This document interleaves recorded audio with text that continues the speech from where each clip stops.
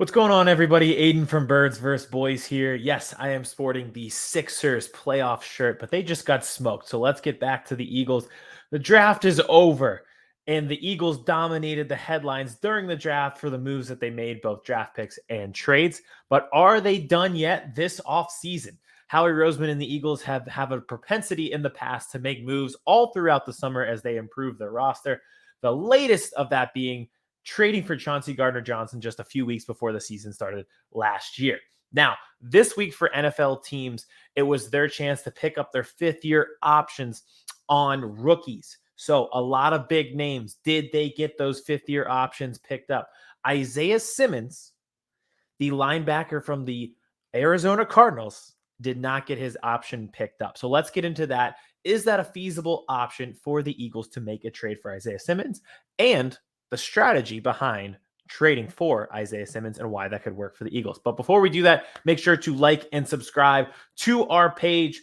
We have been putting out a ton of content because of the draft, whether it was mock draft, prospect breakdowns, or just our reactions to everything that went on during the draft. So we saw our numbers spike quite a bit during that. Let's keep that rolling all throughout the offseason. So let's get into it. Isaiah Simmons, could he be traded? I know that Jonathan Gannon, some of you may refer to him as the Antichrist, said today that he talked to Isaiah Simmons. They're both comfortable in where he's at. They know that he will be an unrestricted free agent after this season, and he has a lot to play for this season. It sounds like he could be staying put, but would Jonathan Gannon lie? No way. There's just no way that Jonathan Gannon, former defensive coordinator for the Eagles, would stand in front of the media and just blatantly lie to them. That has never occurred before, so I doubt that that's happening right now. But let's get into it because Isaiah Simmons is really interesting and ironic. He kind of reminds me of Hassan Reddick, drafted by the Cardinals, and he was this hybrid guy where it's like, all right, he has all the athleticism in the world, but where does he fit? Reddick was an outside linebacker at Temple, but he rushed the passer quite a bit. And he was just like the athleticism to get sideline to sideline speed to make tackles. So the Cardinals really didn't know what to do with him until his final season with the team. And he was productive then, but then moved on in free agency. The same kind of goes with Simmons, where he's played all over the field his first 3 seasons. And because he's this hybrid player, it's kind of been tough for them to pinpoint where he should be and how that would work for them. And he's been productive, but I don't think he's lived up to that top 10 expectation that they took when they took him out of Clemson. But at Clemson, he was kind of a linebacker. This is why I think it makes sense for the Eagles, is there'd be a pretty defined role there. Again, ironically, Hassan Reddick's already here, so you don't really have to worry about edge rushing. You don't really have to be this rover. Linebacker is a position of need. You really think that Nakobe Dean is going to come on strong and be just kind of the leader of your defense, probably the signal caller for the defense and one of the starting linebackers. But aside from that, they don't have a ton of depth at the linebacker position. Sean Bradley is a pretty good special teams player, but he's not really an every down type of player. And Kazir White and TJ Edwards both left in free agency. So you'd think that linebacker would be a position of need, and it's not really something that they addressed in the draft as well. So if you're filling holes that are left, this is the perfect one. It's Simmons getting another athlete on that defense and kind of reloading what you had from TJ Edwards and Kazir White leaving. And again, I love the Georgia guys. I love this draft. I love the draft before, but we're just kind of assuming that Nakobe Dean is going to work. Davion Taylor, I'm kind of done. I was done the minute that the trade happened, and I was just never in on that. So I just don't think that's ever going to be a thing. So I think Isaiah Simmons would step in right away, have a defined role, and it's play behind this defensive line that gets after it, play behind Fletcher Cox, play behind Jordan Davis. They blow everything up at the line of scrimmage, and you come up, use that athleticism to make the plays, make tackles. And I know with Sean Desai, a big thing is forcing turnovers. So use all that athleticism to force turnovers. And I think he could be successful here because of that. Now, this is the reason that I think the Eagles might be interested. I think there is a clear strategy in what the Eagles are doing now. They're taking chances on guys who are going to hit free agency within a year. Teams want to part with these guys because they're hitting free agency and they don't think they're going to pay them long term. So because everyone knows that they're not going to pay them long term, that drives down the value. So this is a classic situation like we saw last year, Chauncey Gardner-Johnson. What was that? Like a 4th-round pick that we gave up to get him, and he's your starting safety and would have been all-pro if it weren't for the kidney laceration or spleen laceration, whatever it may be. Another classic example happened just last week. DeAndre Swift is going to be a free agent after this season. Detroit didn't want to pay them. They moved on and got Jahmyr Gibbs.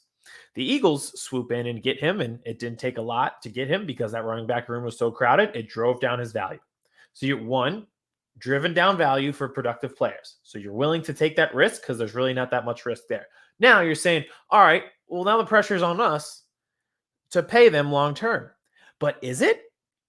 What if the strategy that the Eagles are using is to get these guys who have been productive in points, bring them in, not give up a lot to do it, let somebody else pay them in free agency after they're productive for you in a contract year, let them walk, pick up the comp pick for them, take those comp picks, and spend it on the next guy who's in a contract year, and the team isn't going to pay them, but they're still productive. I think this is the cycle that the Eagles are using, and it makes a ton of sense. They're not going to commit to you long-term financially, but there's these puzzle pieces there. Since the Eagles have such a strong core and a healthy core, and a lot of these guys are young, they have all these pieces in place, but they don't have to dedicate any more long-term money to people like this. So you make the trade for Isaiah Simmons. I'm assuming it would probably be a middle round pick. The Eagles do have 3 picks in the top 62 next year. So even if you had to use the back end 2nd round pick to get him, maybe that's worth it. You don't pay him long-term. He moves on. You take the comp pick. You take the comp pick. You give it to somebody else next year, whoever is coming into free agency for another team. And the cycle just repeats itself. And it makes a ton of sense. They're getting productive guys. They're not paying them a ton. Somebody else is paying them, and you repeat the cycle. That's why I think the Eagles could be in on Isaiah Simmons. And I think also it would finally give Simmons a home. I know he's been in Arizona, but he would have a clear, distinct role with this team. Everything else is filled out. And also, I think the Cardinals will be willing to part with him because he doesn't align with their future. This is a team in rebuild. I don't want to go as far as tanking, but I just don't, like Kyler's not going to be ready week 1. They're not going to be good. This is a multi-step process. You could see that through the trade that they made with the Texans, that when the Texans moved all the way back up to 3 and they loaded up for next year. It just feels like this is a load up for Caleb Williams situation. So you trade Isaiah Simmons because committing financially when you're in a tank or you're in a rebuild just doesn't make sense long-term. He doesn't fit their schedule in terms of when they're going to be good. So get something for him now before he walks in free agency at the end of this season. That's where the Eagles swoop in. That is what they're good at, is finding value without a lot of risk to it. And I think that they'll repeat this cycle. And I think Isaiah Simmons would be a stud here. I loved him coming out of Clemson. I love just loading up with athletes. And I think he can have the same arc that Hassan Reddick has had, where it's like, if you just give him a home, give him a role, let the athleticism play to his strengths. And I think Isaiah Simmons could do that here and maybe parlay that into a contract somewhere else. I know T. Higgins was recruiting him to the Cincinnati Bengals, so we'll see what comes of that. So do I think the Eagles could make a trade for Isaiah Simmons? Yes, absolutely. If we're talking somebody on the Cardinals that they would trade for, I think it would be Simmons over Budda Baker. I think that pipe dream for us is dead. I like Sidney Brown a lot. I think he's going to be your starting safety. So Simmons is my number 1 target for the Eagles this offseason as we continue to move on, and we'll see if it comes about. And hey, I would love to steal a talented player from Jonathan Gannon. He deserves no joy and no happiness in this lifetime as a football coach. So that's it for us. Make sure to subscribe. Kevin will be back. He's on a work trip this week. We'll be talking Cowboys, Eagles. Where do we go from here after the draft? Make sure to like and subscribe. And hey, who knows? Maybe Isaiah Simmons, we cross him off the wish list this summer.